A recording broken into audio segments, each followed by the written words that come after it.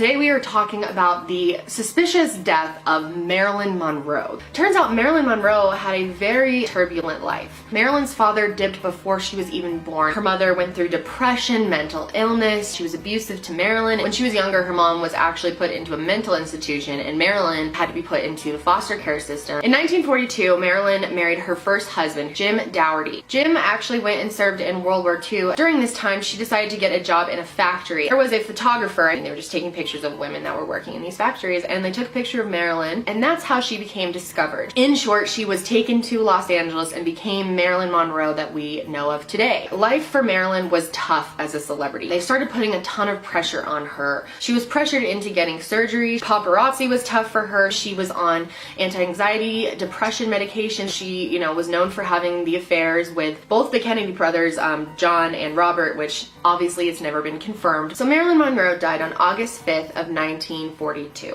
She died early in the morning on that day, very early. About 7 p.m. that night, Joe DiMaggio called Marilyn and broke it off with her, basically, that he wanted to discuss the end of things with her. Between like 7:30 and 7:45, Peter Lawford, who is actually a friend of the Kennedys, kind of involved with them, invited Marilyn to a party, and she just kind of wasn't having it. He said that she had slurred speech. He started becoming concerned about her at this point, and she seemed just off. So he actually contacted her housekeeper, whose name is Eunice Murray. I think it's Eunice. It's like E-U-N-I-C-E.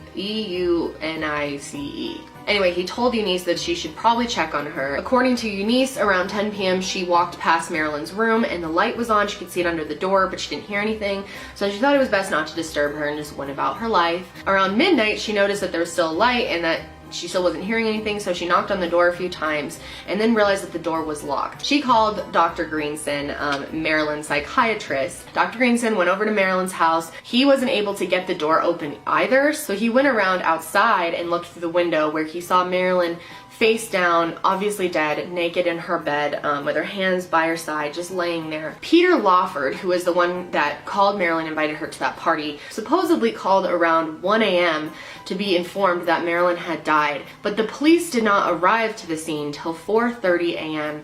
and it's been rumored that there have been ambulances that were turned away. The whole thing is just so sketchy. So Marilyn was brought to the morgue, obviously, and it's very interesting because the two men who brought her to the morgue thought that the body looked fake to them, sort of bloated in the neck area. The first police officer that responded to the scene also said that he felt something was super weird. It looked a little too neat. So her barbiturate pills and a bunch of other pills were just sitting nicely on her nightstand. And another huge red flag that they noticed was that there was no water or any type of drink in the room. There was no glass, nothing. She didn't just take a couple of these pills, man. She took a lot of them, and there is no way you can swallow that many pills. So when they took her to the morgue to do the autopsy, they discovered that there was no trace of these pills in her bloodstream whatsoever or in her stomach. There was none in her stomach. Now, a lot of people argue that these pills are so strong and that she took so many of them that it's possible that she wasn't even able to get them into her stomach or her bloodstream by the time that they killed her, that they just killed her so quickly.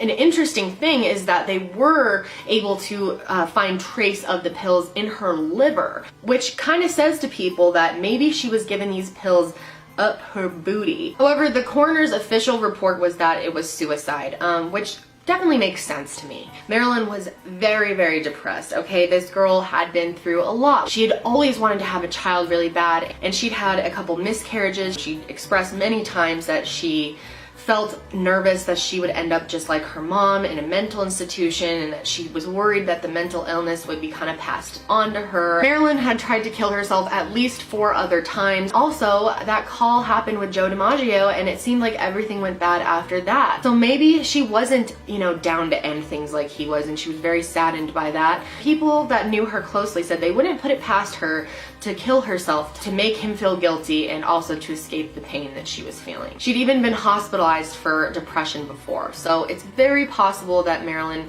did kill herself. That's when the conspiracies start to come in, is what really happened to Marilyn Monroe, right? She had a lot of connections. She had a possible affair with the president. And anyone who has heard of conspiracy theories before knows that a lot of people out there think that the government executes murders and blames other things and is very good at staging things to make it look a certain way. If you look at her affair with the Kennedy brothers, which would be obviously conspiracy number one, is that maybe she knew something she wasn't supposed to. And I think that's what most people think happened. She knew too much, that maybe in a, pillow talk or wherever, she was told something that she shouldn't necessarily have been told. It's possible that they were worried that the president would be outed by Marilyn Monroe for having an affair with him and it would tank his presidency, and that it would somehow ruin his political reputation or the reputation of the Kennedys in general. Or it's possible he told her something like aliens or what's in Area 51 or all this other stuff we all wish we knew, but Donald Trump is finding out as we speak. I'm okay, I promise. Specifically, there are a lot of people out there that think that JFK saw crashed UFOs, that he had definitely knowledge of aliens, and that she would reveal that truth. Anyway, don't you think it's possible that the CIA or the FBI or straight up the Kennedy brothers could have executed this plan themselves or hired someone to execute it, or, as many people think, possibly paid off Eunice and Dr. Greenson to execute this, because it did seem a little strange the way they didn't call and they didn't check on her and blah blah. The whole night is so weird. There have been people that said maybe it was carried out by the CIA or the FBI because they were angry at the Kennedy brothers for the whole Bay of Pigs incident, which was obviously a big deal. And if you don't know what that is, do your research. I've seen a couple of reports saying that when they kind of gutted Marilyn Monroe's house and remodeled the inside of it, found that she had been wiretapped and that it was possible she was being listened to. Now this is where it gets kind of confusing, but Robert Kennedy was known for really starting with the mafia, okay? There's a lot of people that think that they killed Marilyn to get back at them as well, or maybe she did know something that they didn't want released about them, because her stylist the night before said that Marilyn, the night before she died, was hanging out with a man named Sam Giancana, who was a mobster and very high up in the mob. Why would she be hanging out with him? Now the other theory is that Marilyn Monroe herself conducted this as a fake suicide attempt. This theory kind of branches off two different ways. One side of things, people think that she organized this as a way to get famous, that to, call paparazzi, and with how many celebrities do things like this, I don't think that it is far-fetched to say that a celebrity would fake a death like that or fake a suicide to get attention. There are a lot of people who think that Eunice and Dr. Greenson actually convinced her to do this, that it would help her become more famous. People love a good drama and people will tune in and kind of connect with that. So that's kind of the idea, is that maybe they told her this was going to work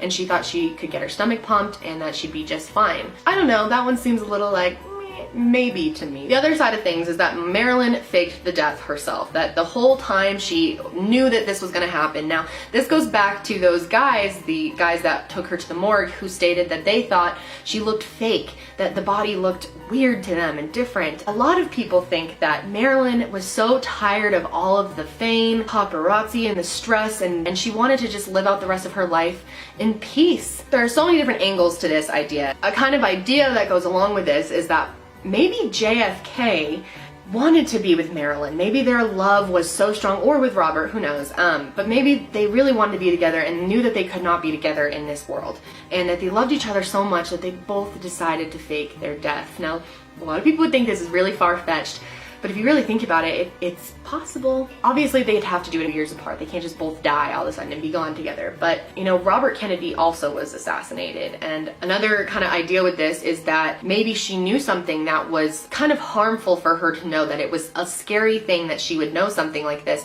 So they put her into the witness protection program. Maybe she saw something or heard something she really wasn't supposed to know, but they didn't want to just kill her off. So they put her into the witness protection program, pretended she killed herself, and moved her and changed her name and moved her around different places over time. Now, what's kind of weird about this is that on June 28th of 2009, 26 people on the same beach reported that they saw Marilyn Monroe at the beach. And one woman in particular said that she ran up to her saying, "Marilyn, Marilyn," that she knew it was her. Even though she was older, she still had that same iconic smile and she could tell it was her. And according to this woman, which obviously we don't know how true this is, apparently she was whisked away by a man in a coat, and disappeared. I do think that theory is very interesting and very possible. Honestly, have you ever thought about how many celebrity deaths that have been like overdoses and suicides and stuff like that are actually just celebrities saying, I want the out of this famous life because it's stressful? I feel like a lot of celebrities probably want out at some point, and that maybe there's kind of this trick they do where they pretend to kill themselves and they're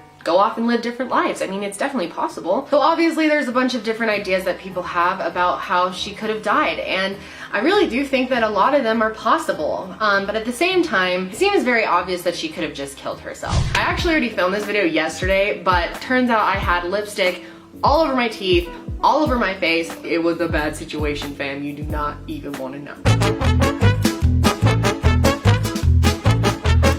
But that's it for me today, guys. I hope you're having a great day. Stay curious, and I will talk to you next time.